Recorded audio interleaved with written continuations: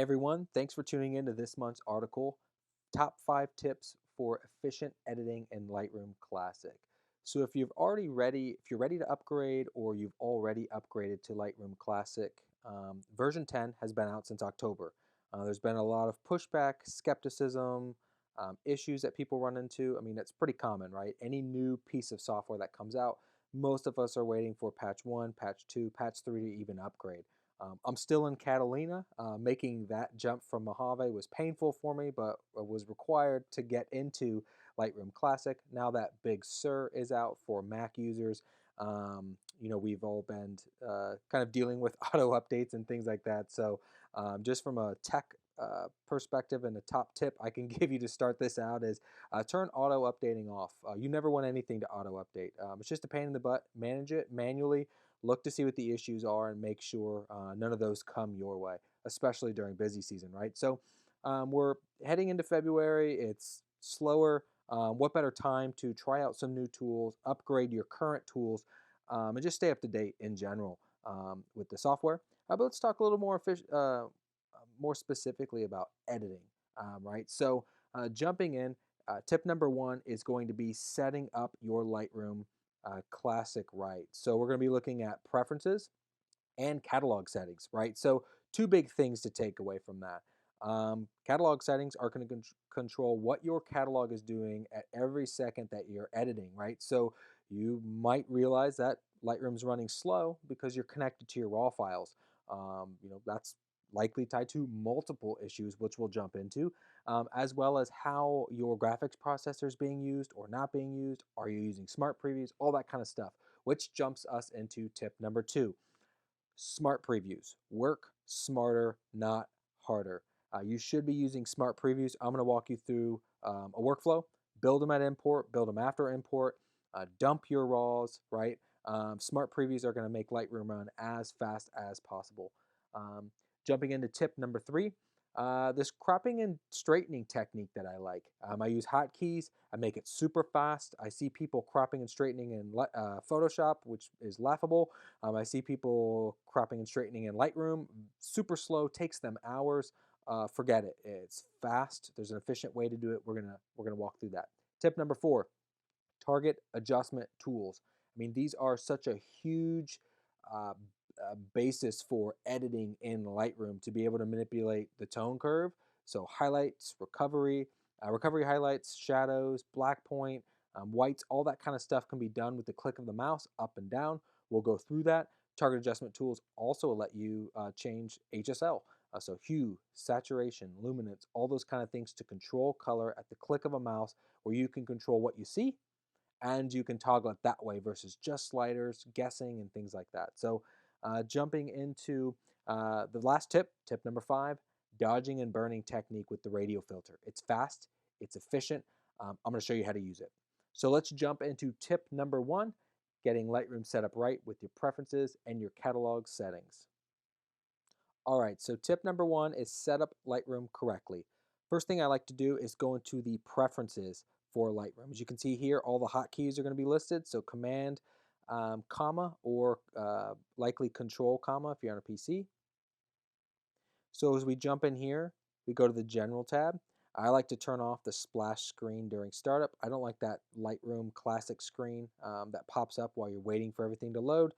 Many of us, when Lightroom loads, there's typically a spinning wheel or there's a waiting period. That's pretty common. It's just trying to load all the tools and everything like that. I go in here to import options. I treat JPEG files next to the RAW as a separate photo. So if some of you accidentally shoot in JPEG through your session and those JPEGs are named the same as the RAW, or two shooters with the same file types, one RAW, one JPEG, for many of you, you're like, I shoot RAW, not a problem. But for those of you out there still hanging on to JPEGs, file storage is cheap. I don't know why, but JPEGs are just faster for you, easier to manage. I always check this box so that way you can import same named files if there's a JPEG and a RAW version. Long answer to a short question. So jumping in here to Performance tab. All my settings are pretty straightforward. I always turn the graphics processor on. I have never seen, personally, a computer that utilizes this. Now, the newer systems that are coming out, higher end graphics cards and things like that. Now that Lightroom Classic is starting to utilize those things. Scrolling through grid mode's never been a problem for me, so I don't need to turn this on. It's actually been more of a problem on older machines with that turned on. So I just keep it off all the time, not even on auto, right, where it's going to assume what it needs to do, or custom, right? You can use all that kind of stuff. I just keep it off. It tends to make everything smoother. Raw cache settings, pretty straightforward. I used to be a part of the 100 gigabyte club or 200 gig club where you want to fill your cache up, but then it was filling up my hard drive. And when my hard drive goes over 80% on my local system, I have a problem, and it was filling up with raw cache. So I keep that at 10 gigs. I clear it out, click the purge cache button every now and then just to clear that cache out. But that's personal use, right? So jumping it down into here, super important. Use smart previews instead of originals for image editing, right? So this is going to increase importance, but it's only half the battle. So smart previews, we'll get to that in tip number 2. This is a feature that's going to be very beneficial to you if you're already or you start using the smart previews workflow. Jumping down here into the generate previews in parallel, I haven't seen too much gain or loss with this turned on and off. With it running previews, multiple previews at the same time. So if you have that unchecked or you do, let me know. That's something that you found more useful to turn it off. I leave it checked. It became default in Lightroom Classic, and that's that. So optimized catalog, of course, helps, but as many of us have that checked every time you close your catalog, you probably have optimized catalog turned on, so that's not really going to help us. But jumping into catalog settings, you can also find that here with Shift Command apostrophe, which is different than the preference hotkey. Biggest thing here for me is file handling and changing the preview cache. So every time it runs a every time you run a change or you open your catalog for the first time or you lose your previews file, the .lr data previews file, these standard previews have to build.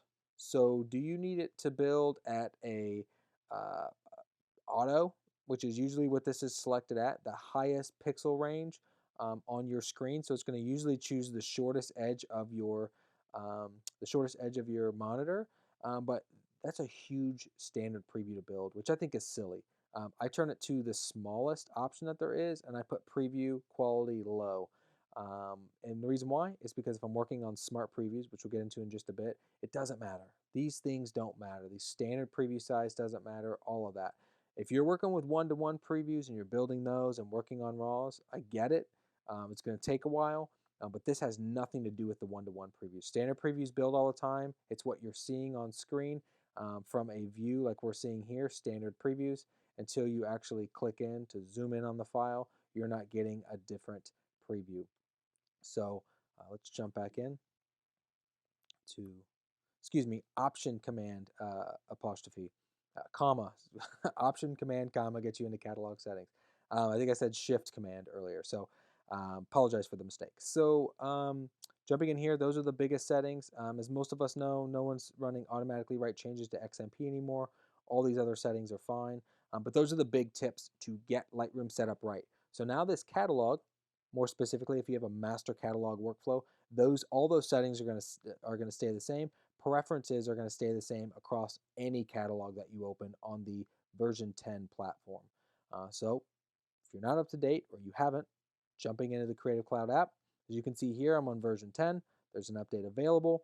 If I click on these 3 dots, I can look at other versions if I want to revert back to 9.4, which I feel at this point isn't really any more stable than version 10.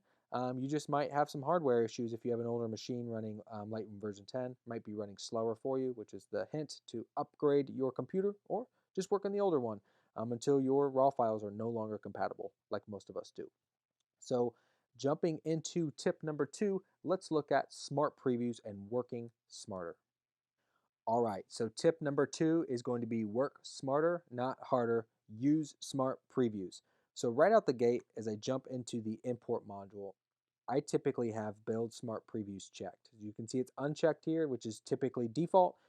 Anytime you upgrade your Lightroom Classic versions or any Lightroom in general, but smart previews were implemented, I think, back in Lightroom 5, so it's nothing new to most of us, but you might have seen this, just don't use it.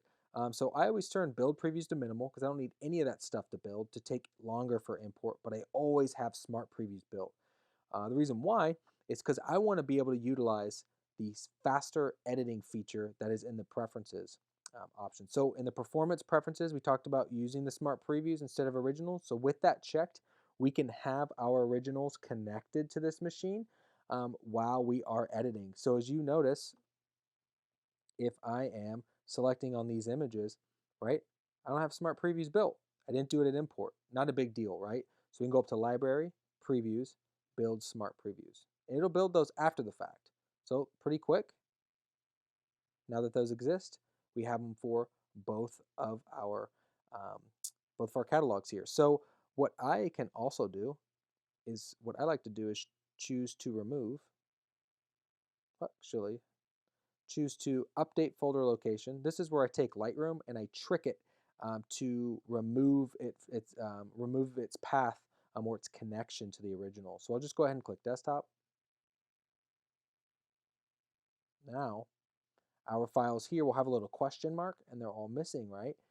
So it only becomes a problem if we don't have smart previews built.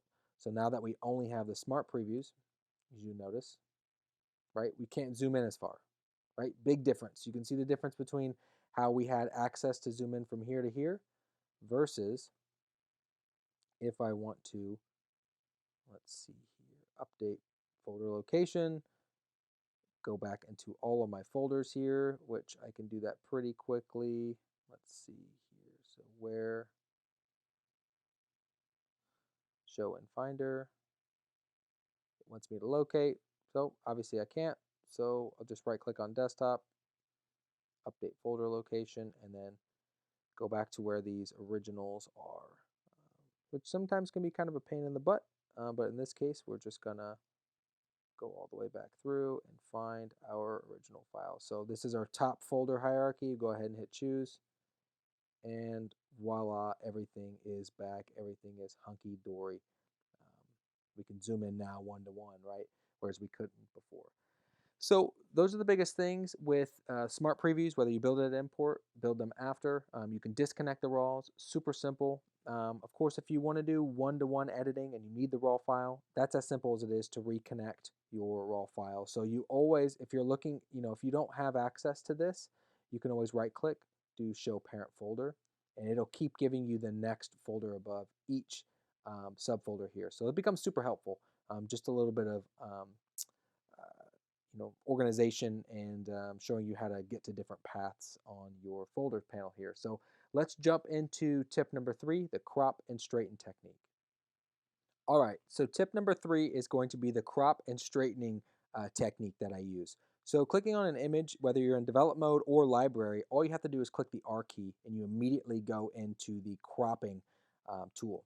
So real quick, R gets you in and out of the crop tool. And O lets you toggle the different overlays, right? So depending on how you're doing your cropping and things like that, you can just click the O key, whether you want to do, centering, rule of thirds, this little doohickey here for the golden ratio. You have crop print sizes, which are pretty useful. A lot of grids here, so I think you can hold this and I think if you hold option, it'll let you change that a little bit further. Actually, if you go into the multiple grids, hold option, scroll out, scroll in. If you really want to make that small, you can get kind of crazy with your grid if you want to too, which is a kind of cool technique there.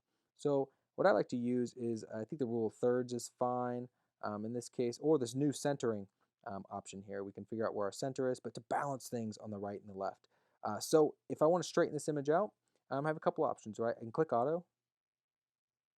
Auto does a pretty okay job. If I want to fine tune that, I can hold command, click and drag, a particular area of the image that I want to handle. If I want to use this base, or a center beam or something like that, I can definitely do that. But that's pretty straightforward for the cropping. Now, here's the big thing. Hold command, then go right. We can stay in cropping, right? So if we look at an image like this and say, hey, there's not really too much to straighten, maybe we want to do it by hand. So we can just change this, kind of crop in there, hold command, click next, right? So we don't have to hit enter go back, hit R, right? That's too much work. You just hold command and you can go image to image and stay in the crop tool. Pretty simple technique there. What I also like too is if I have an image like this and I want to just say I want to reset, you can also use the transform tool, which works pretty well. What's awesome also about the transform tools, you can save that in a preset. So if you just want to level your image out and just have it do a quick level, it'll do that as well. If you want it to do the verticals, you can fix those verticals, right? Pretty instant. So if you want to do a technique where you're applying the vertical fix, and then you also want to hit R and go back in and let's see here, R, and go back in and just straighten to that line there, you can, and have a pretty quick, and we want to crop in, leave our tool, we can fix that, um, pretty simply. And then we can also go back into transform, right? It's a balancing act. If we want to fix the vertical a little bit more, however we want to kind of fold that for that edge over there. So pretty awesome tool, just to kind of give us a before and after, right? It's going to warp them a little bit, but it's also going to fix those verticals as well. So crop and straighten tool, tip number 3. Let's jump into tip number 4, which is going to be the target adjustment tool. All right, so tip number 4 are the target adjustment tools, right? So we have one for tone curve and one's for HSL. Those are the ones that I use it typically for. So what the easiest way for you to access the target adjustment tool is to hold Shift, Option, Command, and T. When you do that, it immediately opens you up into the target the tone curve for the target adjustment tool, right? So if I want to reset my entire tone curve and I just want to hit Shift, Option, Command, T. That's of course if you already have an adjustment there, and I want to click on her face and I want to brighten her face up. So if I lift it, it's going to increase the lights. So it's going to register her face and do it differently when I do for that hair. If I want to lift that, it's going to increase shadows, right? So as we can see that on and off, we can just see it immediately targets all of those specific regions of her of the image, right? So skin tone's going to have lights, in the cheek. Is that going to be more in the darks? Is the hair going to be more in the shadows? I mean, it's going to target those particular areas. So if I want to go into here and really crank down on the highlights, I can do that kind of stuff, right? So I can see visually what I want to change up and down, right? Raise it, lower it. And I can do that quite quickly just by clicking on areas of the image. Take that a step further, right? I don't do it as much for tone curve, but what I do like to use it for is for HSL, specifically for saturation, right? So Shift, Option, Command, S for saturation. Now if I want to decrease saturation a little bit in the skin, and I want to boost that maybe in a different area, right? If I'm getting some blues in this image, right, I can already see where those blues are coming in. I can desaturate the crap out of them.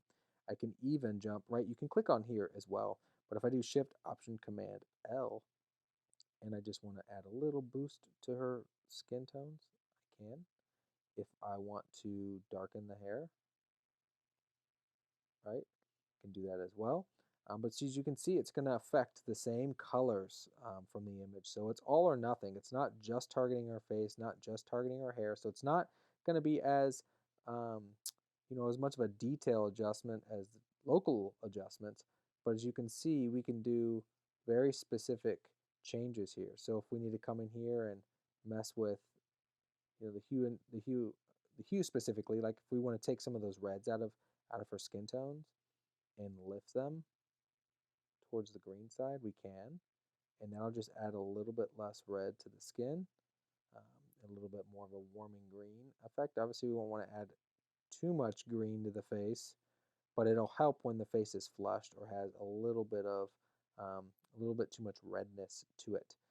And so those are those big kind of things that we can make changes for. Now, in an image like this that's a lot more saturated, you can see how many changes we've made with the background and things. So if I want to come in here and just reset all of that, and I want to come in here and say, hey, maybe it's a bit too warm. Maybe I like where the skin tones are at. with this image, it's, has this nice fall look to it. But I also want to tweak some of these things in the background. So obviously with her clothing in the background here, we might run into some issues desaturating. But if I want to remove some of those blues out, I can. And I don't think it didn't affect the clothing as negatively as we wanted. Um, we can also zoom in here where it's showing us a little bit of desaturation in the hair because there was some blue in the hair. We can also take the luminance up in those areas. Just want to brighten them up. Just got to be careful, right? Because we're starting to lose some saturation in the hair. The hair starting to look a little funky. Um, that's something we could fix with like a local adjustment, more specifically. But we can also take the saturation down in the skin if the orange is just too intense. Just a decent amount in the glow. That kind of helps some of those orange tones a little bit. And then we can go back in and we can add some more warmth to the image so that way it fills back in the face, but we don't have that nasty orange glow. So that's that kind of push and pull that I like to use with the target adjustment tool. But I mean, jumping into this further, I mean, we can do all kinds of things, right? If we don't like the way the greens look, we can brighten those greens up. We can drop the saturation in them too. So we kind of have a little more of that. As you can see, it's going to affect the dress here as well. So it might be something you might want to do the hue and saturation for a local adjustment tool and not something that's HSL because it's going to affect the clothing. So keep that in mind 100% because you're going to affect those things as well. But that's that. So jumping in, let's look at tip number 5. All right, so tip number 5 is going to be how to dodge and burn the fastest way in Lightroom. I like to use the Radial Filter. So quickly, once I'm done with the color correction portion of my image, I usually balance it a little bit more for the background, and I'll show you why. So when we hold Shift and hit the M key, we jump right into the Radial Filter. So just to give you a perspective of where my image would be for color correction, and then here's about where I'd end it with just a real quick radial filter technique. So I'm just going to go ahead and remove these just to kind of show you where we're at, right? So you have your effects here for your presets to automatically. So what I want to do is I want to burn the background down. I'm going to show you how to do that. So you start in the middle of your subject, right? So I'm going to put the mask around the boys in this image. Start in the middle and just drag this filter around them. We're going to use a pretty feathered filter, so don't worry about being perfect. Worry about spillover and things like that. I'm just going to do a real quick show here. So I have my mask turned on. If you hit the O key, that's how you can toggle if you can see your mask. So the effect is red, but if you want to change that real quick, tool overlay, let's see, adjustment mask, we can make it green. You can do whatever you want. So where green is where your effect is going. Where the true color is where it's blending out, where the effect won't be. So as you notice here, we have invert turned off. If I invert it, it's going to apply everything inside of our oval here. So that's a very important note to take. So I start with the background. I want to burn the background down, add some clarity, things like that, just to kind of make it a little more intense.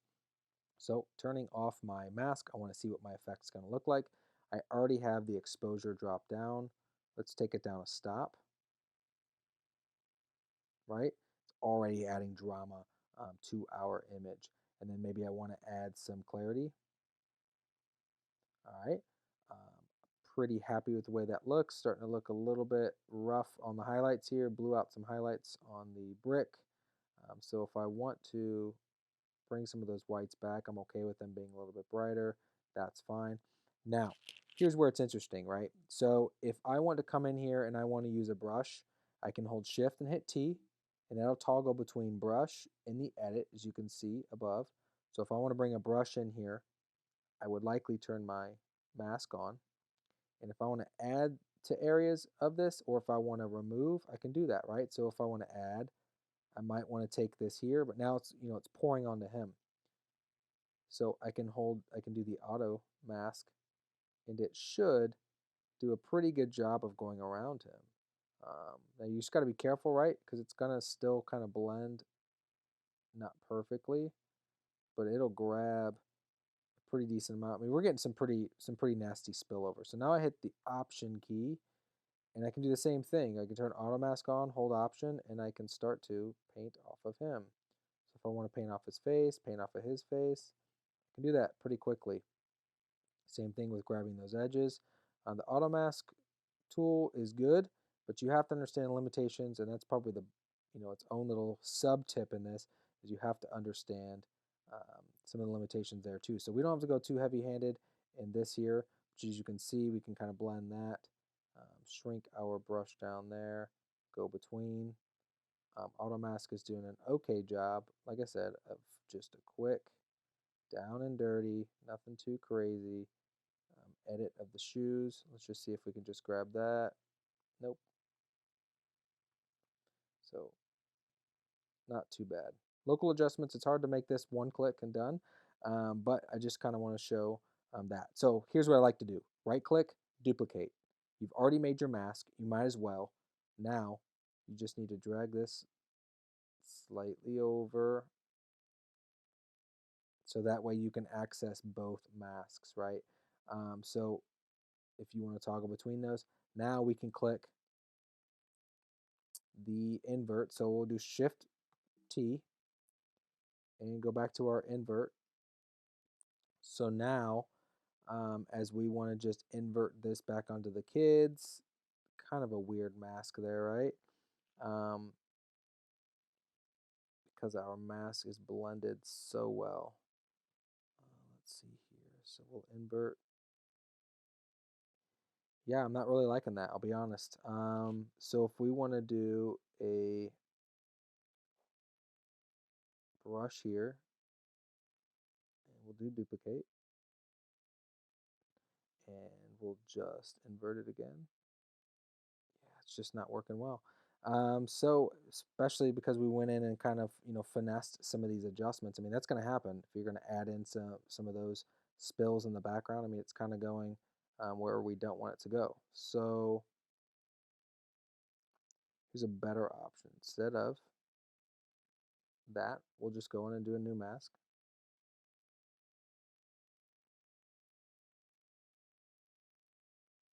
We'll just have it spill over on the boys. We'll focus on more on their skin. And now we can hit invert. So that way it's just on them. And we can break this down the other way. So we'll turn our feather up. Let's see, we have our feather.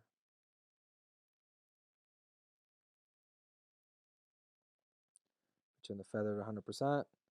We can always shrink this down to where it's just getting on them. Less spill of the background. Just kind of focus there. Oh. Hold Option. We can just grab this part or just grab the top. Just shrink that down. All right, enough is enough.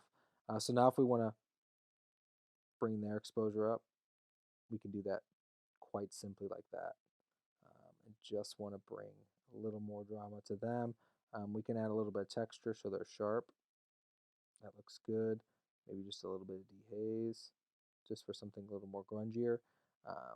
And that's it. So we can toggle between both of our adjustments if we want to take that down even a step further, just to add a lot more drama there. So real quick, I mean, we're kind of here to here. So we can always, so we'll turn those on auto so that way we don't have to see that in front of our image. So pretty quick to adjust that, right? Just going through the tools and kind of learning the different hotkeys and things like that, that becomes super important. But hopefully this gives you something to kind of walk away from to do some quick dodge and burn with the Radial Filter. All right, so that's it. Those are the 5 tips for more efficient editing in Lightroom. So now that you have the editing power of Lightroom Classic, you always want to push yourself to be more efficient. I hope these tips give you some things to walk away from, or at least give you some things to reevaluate in your workflow. Editing faster without sacrificing quality should always be your goal, especially if you're still editing yourself, right? So hopefully you learned some tricks along the way. But the most important thing is anytime you upgrade Lightroom, like you go from version 9 to version 10, then eventually to version 11, you'll want to set those preferences, in Lightroom to make sure your preferences are set for top performance. Definitely check out if you have a newer machine, utilize the graphics processor, of course. I always have that turned off just out of habit. Um, Working on catalog settings, you want to make sure you have your standard preview set to a very small pixel size for raw caching, so it's not running that multiple times over and over again. Another tip along the way, right? Use smart previews from either whether it's an import or after import. You definitely want to have those built and turned on. You can unlink your original so that way your catalogs become a little more um, transitional, but then also just be faster so it's not going back to that original every time when it makes a change to update the previews, yada, yada, yada. So hotkeys are going to be the best way for you to toggle between tools. Um, and especially using tools like cropping, the target adjustment tools, you want to be working fast, as well as the radial filter, local adjustments, things like that. It's going to be slow doing local adjustments. Sometimes you can sync those settings, sometimes you can't. But you definitely want to figure out when to start with the more global stuff, then get to the more individualized things. Those hotkeys are going to be a very big time-saving factor. So hope you learned something. Remember, you got this. Reach out to me. You guys have any questions? Tune in next month.